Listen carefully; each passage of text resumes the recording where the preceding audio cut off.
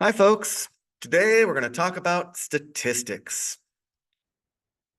And so statistics is a complicated subject. It is a tool for understanding data and decision making, but it is also a tool for telling stories. These stories will range from mostly true to intentionally false, which can make statistics very dangerous. Depending on your definition, it may or may not be classified as math, but it is a subject which is heavily built on mathematical topics. I mean, it uses measure theory, discrete math, differential equations, linear algebra, analysis, graph theory, analytic geometry, combinatorics. All of it is in statistics because statistics uses a lot of math to try and understand data. Now, when we talk about statistics, there's really two types of statistics. There's descriptive statistics and inferential statistics. Descriptive statistics is a branch of statistics which presents techniques for describing data sets. And so it's all about charts and graphs and measures of central tendency and computer-generated images which represent data. It's a tool set for summarizing the important characteristics of data. Inferential statistics focuses more on trying to draw conclusions based on samples of data. It's more experiment-based, the idea that we can use a sample of information and then attempt to generalize it to the larger set under the right conditions. In drawing conclusions based on observations, inferential statistics deviates a bit from the certainty obtained from other math topics. It doesn't determine truth, it's just relatively accurate predictions. And so let's begin with the idea of charts and graphs, how they work and don't work. And so when we talk about data, data is information, and it can contain many variables. You can have univariate data, which is information which is measuring a single variable. Bivariate is measuring two. Multivariate, you can measure as much stuff as you want. Depending on the type of data, we may wish to represent it using a different type of chart. The type of data can be qualitative, meaning measuring the quality or characteristic, or quantitative, meaning measuring some quantity. Qualitative data usually uses words, descriptors such as color, gender, religion, or even more general statements. Quantitative data focuses more on a number or structured ranking. It can include numbers, quantities, or other forms of measures. And so let's talk about relative frequency. Given some data, we say the frequency is the number of something in a category, and the relative frequency is the proportion of something relative to the whole. And so as an example, suppose you have 5 apples, 2 peaches, and 3 oranges. The 5, 2, and 3 correspond to the frequency of each fruit. If we wanted the relative frequency, we would say it's 50% apples, 20% peaches, and 30% oranges. How might you visualize this data? Well, one option is a pie chart. And so a pie chart is a circular graph which shows how a set of information is distributed. In the case to the right are fruit distribution. Larger slices of pie represent a greater frequency within the data. Components of a pie chart may vary, but typically there will be a legend to show what each slice represents. The frequency or relative frequency may also be included in the chart itself. Another common one is a bar chart. And so for a given set of data, the bar chart will show how many of each descriptor appears. To the right, the same data, but now we got apples, oranges, peaches, etc. While the pie chart does a good job of showing how elements are related to the whole, a bar chart is more for showing how different data compares to one another. And so we want to keep in mind what we're trying to show. If we're trying to show how something is relative or is related to the whole, we might not use a bar chart. But if we're trying to show how things are compared to one another, this might be a better approach.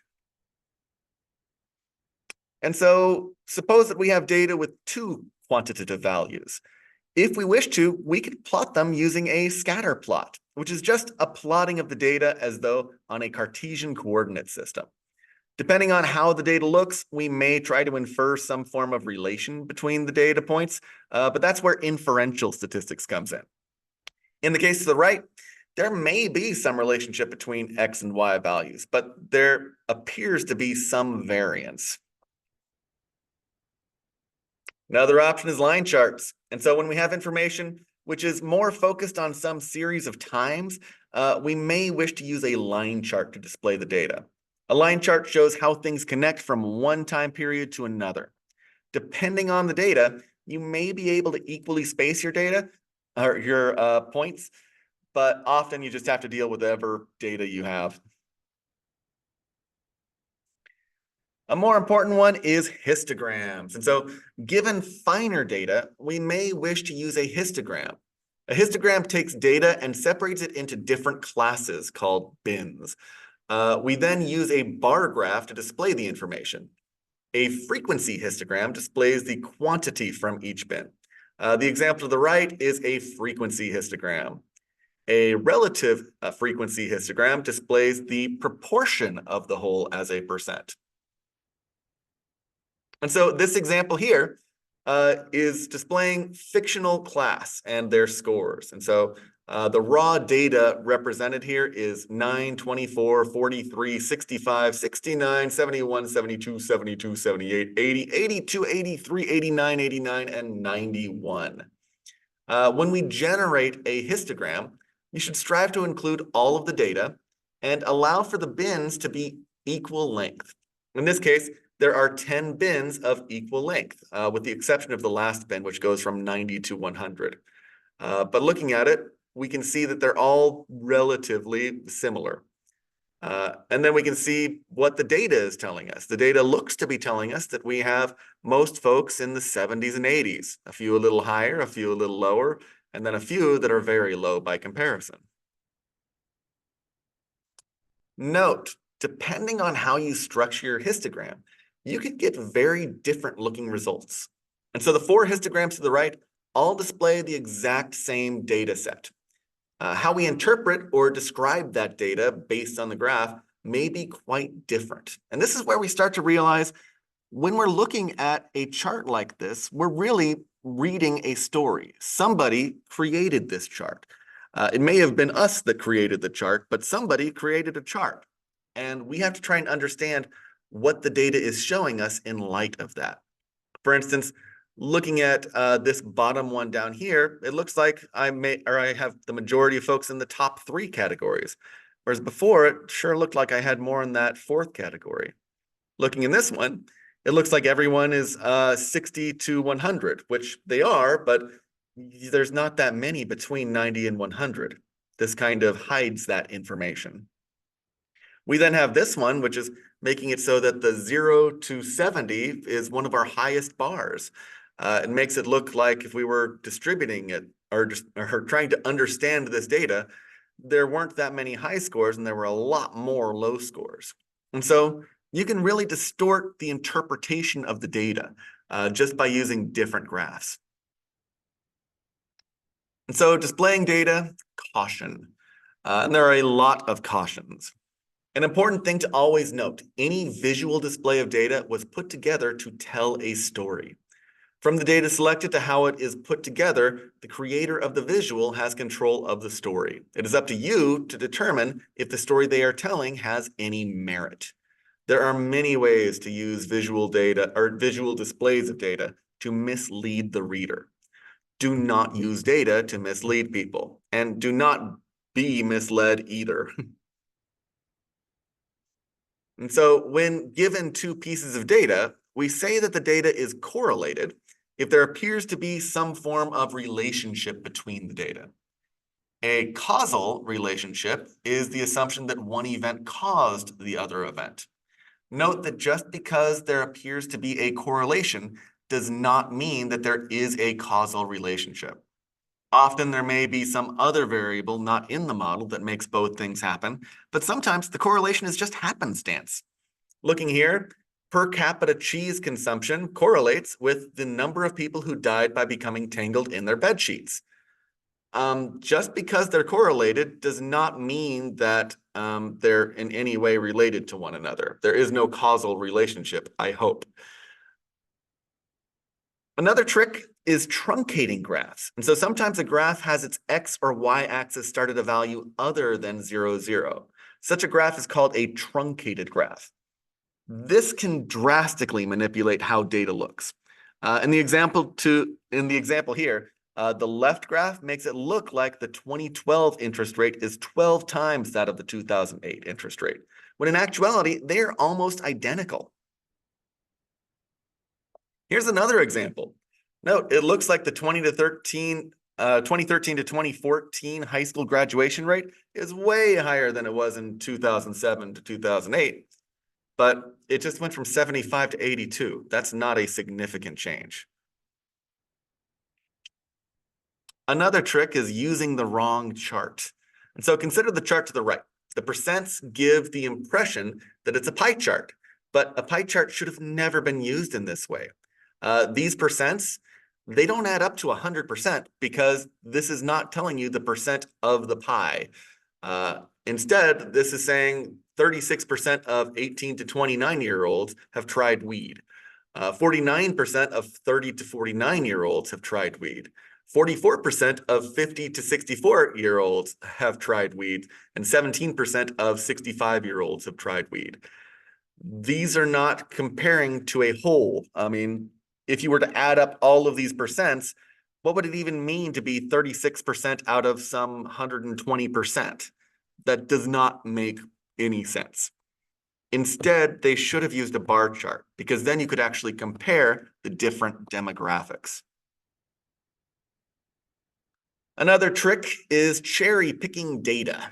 And so when given data, it is possible to focus on a subsection of the data and state a generalization based on that subsection.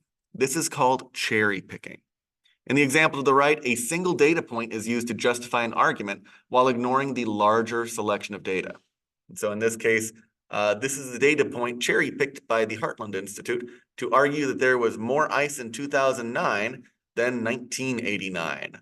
Well, there was for that one reading, but every other reading, that's not the case. And so now that we've seen the dangers of charts and graphs, let's talk more about central tendency. That tends to be a little bit safer. And so the average. Given a set of data, there are three primary measures of the average. There's the mean, the median, and the mode. The mean is the average when we add all of the numbers together and divide by how many numbers. The median is the middle number. When all the numbers are ordered from least to greatest, it's the middle value. And the mode is the most common number. If something just says average, generally we should assume that it's talking about the mean. But each has a different use. And so the mean is more valuable when we care about the particular values, such as if you're dealing with shared resources which can be distributed. The median is more valuable when we care about the actual middle value and separating out the top half and the bottom half. And the mode tells us what is happening most commonly. It can speak to trends. And so let's do a sample problem. Suppose a set of 11 scores on a test are given by these values. What is the mean? What is the median? And what is the mode? And what do they tell us? If you like, pause the video and give it a shot. All right, let's take a look at the answers. And so the mean involves adding all the values and dividing by 11. When we add all the values and divide by 11, we get 68. It doesn't really tell us anything, though. Since points aren't a commodity to be shared, the mean doesn't tell us anything. It's not like we're going to average everything out and say everyone gets 68 points. That just doesn't do anything for us. The median is the middle number, which is 82. This tells us that half the students are doing better than 82 and half are doing worse than 82. This could be valuable information. If we want to know what the average student is doing, well, the average student is doing 82. The mode is the most common number, which is 95. Since 3 people achieved this score, it could speak to something odd going on. It might not, but the mode is an indicator that there might be something there and it's worth checking into. The next big topic is variance and standard deviation. And so given a set with mean mu, we say that the deviation of a value x is the distance from the mean given by x minus mu. And so we're just subtracting the mean, whatever the mean is. The variance is a measure of how far all the numbers in a set are from the mean. To calculate it, we take each deviation in the set, we then square them and add them together. And then we divide by how many values there are. So if you want here, it's written out. We are taking the deviation, we're squaring it, we're adding them all up, and we're dividing by how many there are. The standard deviation is then the square root of the variance. And it is what we typically use when discussing the variance, when we're discussing how spread out data is. Let's see how that works. And so consider the population of numbers given by 1, 2, 3, 4, 5. The mean is 3. If we want to figure out the deviations from the mean, well, we would do 1 minus 3, 2 minus 3, 3 minus 3, 4 minus 3, and 5 minus 3. We then take these numbers, square them all, and divide by 5, because there were 5 different values. In doing this, we get 2. And so this would be the variance. The standard deviation is the square root of this, which would be square root of 2. Now on its own, that doesn't tell us a lot. But let's compare it to a different set of numbers. And so this was a set of numbers which was distributed pretty evenly, 1, 2, 3, 4, 5. Let's look at this one where it's 1, 1, 3, 5, 5. And so the numbers are a little further out from the center. The mean in this case is still 3. The deviations from the mean are -2, -2, 0, 2, and 2. And so the variance is the sum of the squares of these values divided by the number of numbers. And so -2 squared, -2 squared, 0 squared, 2 squared, 2 squared, all divided by 5. And we end up getting 3.2 for that. The standard deviation is the square root of the variance, which gives us a square root of 3.2. And so when the numbers were closer together or evenly spread out, we got a standard deviation of square root of 2. When they're a little further spread out, we got a larger number, the square root of 3.2. This is a trend when we're talking about standard deviation. The larger the standard deviation, the further away values are from that central tendency. This leads to the idea of the normal distribution. And so the normal distribution is a bell-shaped curve which pops up a lot in probability and statistics. It is a probability density which describes the likelihood of certain events occurring, in particular when taking a random sampling of different sets. We can use the standard deviation on the bell curve to describe the likelihood of certain events occurring. And what we see here is we can see all of these things, these distances. This is telling us how many standard deviations we are and what proportion of the area or what the probability density is in each region. And so if we are going within 1 standard deviation to the right on the bell curve, we end up seeing 34.1% of the area in this region. So that would mean the probability of something being in this region, the region within 1 standard deviation to the right, would be 34.1. If we were within 1 deviation in both directions, well, that would be 68.2. We can go out further and see that within 2 standard deviations, it's around 95% of the probability is going to happen within 2 standard deviations. And so for a given mean and standard deviation, we can get different variations of the bell curve, which we can see here. As a probability density, the area under the bell curve remains 1, but it can be stretched and shifted in a variety of different ways. We use this a lot when dealing with inferential statistics because we know that roughly 95% of the values will occur within 2 standard deviations of the mean. This becomes particularly of interest because of the central limit theorem. And so often we can't calculate central tendencies based on all the values. And so we have to use a sample of the values. From the sample, we can generate a mean which is denoted X bar, and different samples will give us different means. It turns out if we look at the distribution of these possible means, it will always be a normal curve. And so no matter what our set starts out as, if we just take samples, we're always guaranteed to end up with this central limit theorem, the idea that we're always going to get a bell curve no matter what structure the original sets looked like. And that's kind of important. Often when we're unable to analyze an entire population, either there's only access to a smaller part of the population or the population is too large to deal with. In inferential statistics, we use a tool called a hypothesis test to determine if a claim seems reasonable or unlikely. A hypothesis test cannot determine if something is true, but instead seeks to determine if a claim seems unlikely. And so a hypothesis test takes a statistical claim and measures the validity of the claim. We begin with a null hypothesis, which is a claim we suspect to be true. And we then determine if there is statistical evidence showing the claim to be 95% accurate or more, based on samples of the population. If we do not reach that threshold, we reject the null hypothesis. Otherwise, we don't reject it.